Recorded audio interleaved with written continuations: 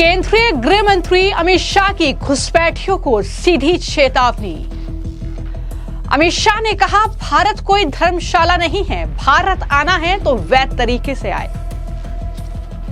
विपक्षियों को अमित शाह का मुंहतोड़ जवाब, सांप्रदायिक रंग दे कोई फर्क नहीं पड़ता।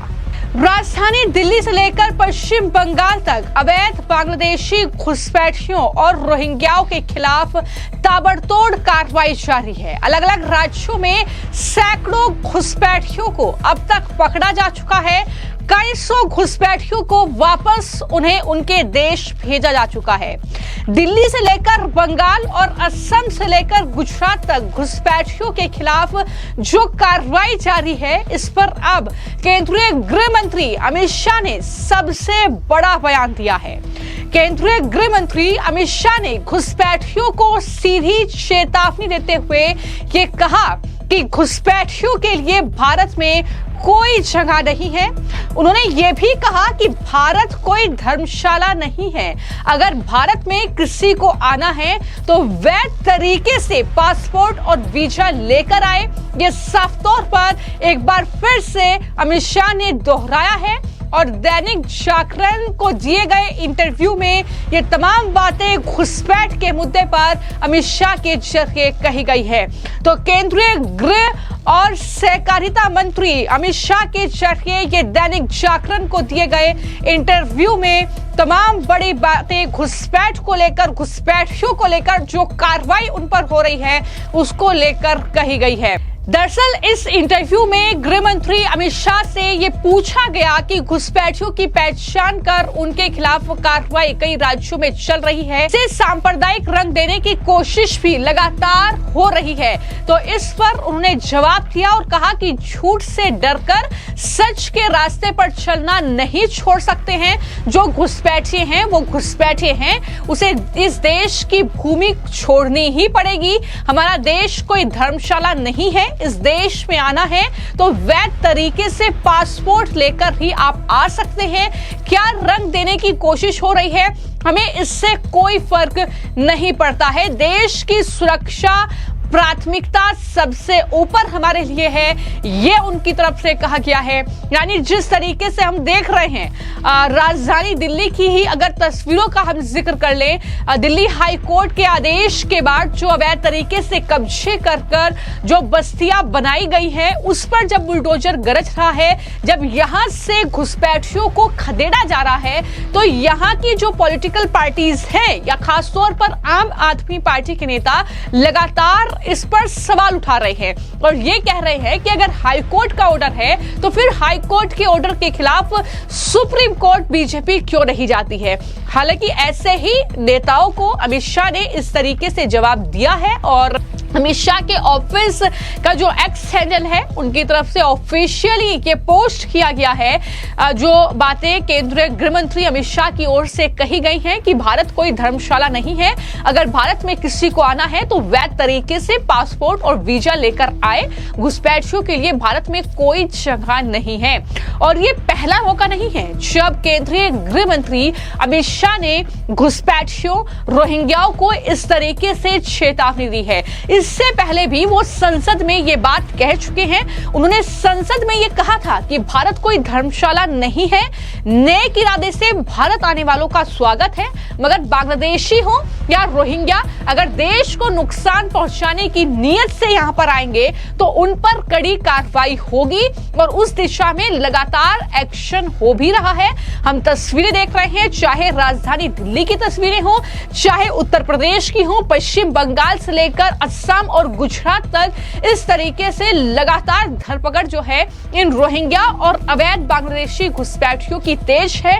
हालांकि इस पर बांग्लादेश ने सवाल उठाए। इस पर जैसा कि मैंने कहा था, एमनेस्टी इंटरनेशनल जो एक संस्था है उसकी तरफ से सवाल उठाया गया। विपक्ष के नेता तो सवाल लगातार उठा ही रहे हैं लेकिन बावजूद इसके हम देख रहे हैं कि पहलगाम में हुए आतंकवादी हमले और ऑपरेशन सिंदूर के बाद अब जितने भी घुसपैठिए देश में रह रहे हैं, अलग अलग जगहों पर उन्हें पकड़ा जा रहा है, उन्हें डिटेंशन सेंटर भेजा जा रहा है और वहां से उन्हें उनके देश वापस भेजा जा रहा है, जो अवैध रूप से घुसपैठ किए हुए हैं, जिनके पास वैलिड डॉक्यूमेंट्स हैं। जाहिर तौर पर वो रह सकते हैं जो वीजा पर आए हैं। ये बात तो केंद्रीय गृह मंत्री की तरफ से भी कही गई है और अमित शाह ने उस वक्त संसद में यह भी कहा था कि अवैध घुसपैठ पर हर हाल में कड़ी सजा मिलेगी। हमारे देश की सीमा में कौन आता है, कब आता है, कितनी अवधि के लिए आता है, ये जानने का अधिकार देश की सुरक्षा के लिए बहुत ज्यादा जरूरी है। उन्होंने पश्चिम बंगाल की मुख्यमंत्री ममता बनर्जी पर भी हमला बोला था और सब जानते हैं कि पश्चिम बंगाल में वोट बैंक के लिए किस तरीके से पश्चिम बंगाल की सरकार जो है घुसपैठ को बढ़ावा देती है। और उन्होंने कहा था कि वोट बैंक की राजनीति के लिए ममता सरकार बांग्लादेश सीमा पर घुसपैठ रोकने के लिए बाड़बंदी का विरोध करती है। टीएमसी कार्यकर्ता विरोध में धार्मिक नारेबाजी करते हैं और राज्य सरकार 450 किलोमीटर की फेंसिंग के लिए तमाम आग्रह के बावजूद भूमि नहीं दे रही है। यानी इस घुसपैठ को रोकने के लिए गृह मंत्रालय की तरफ से पिछले कुछ साल में अगर मैं बात करूं तो बड़े कदम उठाए गए हैं। बीएसएफ की तैनाती को बॉर्डर पर बढ़ाया गया है, चाहे पश्चिम बंगाल की सीमा हो, चाहे असम की हो, चाहे अन्य राज्यों की सीमा जो बांग्लादेश से सटी हुई है, वहां पर बीएसएफ की तैनाती बढ़ाई गई है इसी घुसपैठ को रोकने के लिए। और देश के अलग अलग राज्यों में जो सीमा पाकिस्तान से सटी है वहां पर भी बीएसएफ की तैनाती बढ़ाई गई है। लेकिन इस पर भी पश्चिम बंगाल की मुख्यमंत्री ने सवाल खड़े किए थे। तो इसी को लेकर संसद में केंद्रीय गृह मंत्री अमित शाह ये तमाम बातें कह चुके हैं। उन्होंने कहा था कि ये घुसपैठ कराते हैं, घुसपैठियों का आधार कार्ड और वोटर आईडी कार्ड भी बनवाते हैं, यही से घुसपैठ पूरे देश के लिए सरदर्द बना हुआ है। ये तमाम बातें उनकी तरफ से कही जा चुकी हैं। तो इस तरीके से पिछले कुछ महीनों में कई हजार बांग्लादेशियों को वापस उनके देश भेजा गया है। यानी यहाँ पर जो ये नया इंटरव्यू है जो दैनिक जागरण को केंद्रीय गृह मंत्री अमित शाह ने दिया है, उसमें साफ और स्पष्ट कर दिया है कि आप चाहे कहें कि इसे सांप्रदायिक रंग देकर की एक तरफा कार्रवाई हो रही है, चाहे कहें कि गरीबों की झुग्गी बस्तियां उजाड़ी जा रही हैं, लेकिन इससे कोई फर्क नहीं पड़ता। ये अवैध रूप से घुसपैठ करने वाले बांग्लादेशी और रोहिंग्या हैं और ये भारत की सुरक्षा के लिए गंभीर खतरा है, एक बड़ा खतरा है। तो ऐसे में अगर इनके पास वैलिड डॉक्यूमेंट नहीं है तो इनकी धरपकड़ होगी, इनको पकड़कर वापस इनके देश भेजा जाएगा। ये मंसूबे साफ कर दिए हैं सरकार ने केंद्रीय गृह मंत्री अमित शाह के इस बयान के बाद एक बार फिर से। तो ऐसे में कहीं ना कहीं विपक्ष को भी अमित शाह के जरिए ये जवाब दिया गया है जो लगातार इस पर राजनीति कर रहा है। हालांकि जैसा कि मैंने बताया कि किस तरीके से बांग्लादेशियों की धरपकड़ हो रही है देश के अलग अलग राज्यों से और इनकी संलिप्तता कहां कहां पाई जा रही है। घुसपैठ कराने वाले सिंडिकेट इनके लिए काम कर रहे हैं, कोई वैलिड डॉक्यूमेंट्स इनके पास नहीं है, यहां पर आकर फर्जी तरीके से दस्तावेज इन्होंने तैयार किए हैं, इनके पास वोटर आईडी कार्ड है, आधार कार्ड है, ये वोट भी डालते हैं और इस तरीके से यहाँ पर जो आपराधिक रिकॉर्ड है इनके नाम दर्ज हैं, यहाँ पर आकर उन्हें काम चाहिए होता है और फिर वो इस तरीके से अलग अलग कामों में संलिप्त हो जाते हैं, आपराधिक काम में संलिप्त हो जाते हैं। तो इस तरीके का रिकॉर्ड इनका रहा है।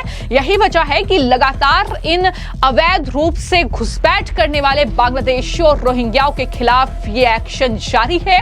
और अब केंद्रीय गृह मंत्री अमित शाह ने एक बार फिर से दोहरा दिया है कि भारत कोई धर्मशाला नहीं है और घुसपैठियों के लिए भारत में कोई जगह नहीं है। अगर भारत आना है तो वैध तरीके से आए, अपने वीजा और पासपोर्ट के साथ आए। ये तमाम बातें उनकी तरफ से एक बार फिर से कही गई हैं। फिलहाल आपकी इस पूरे मामले को लेकर क्या राय है हमें कमेंट बॉक्स में जरूर लिखें। धन्यवाद।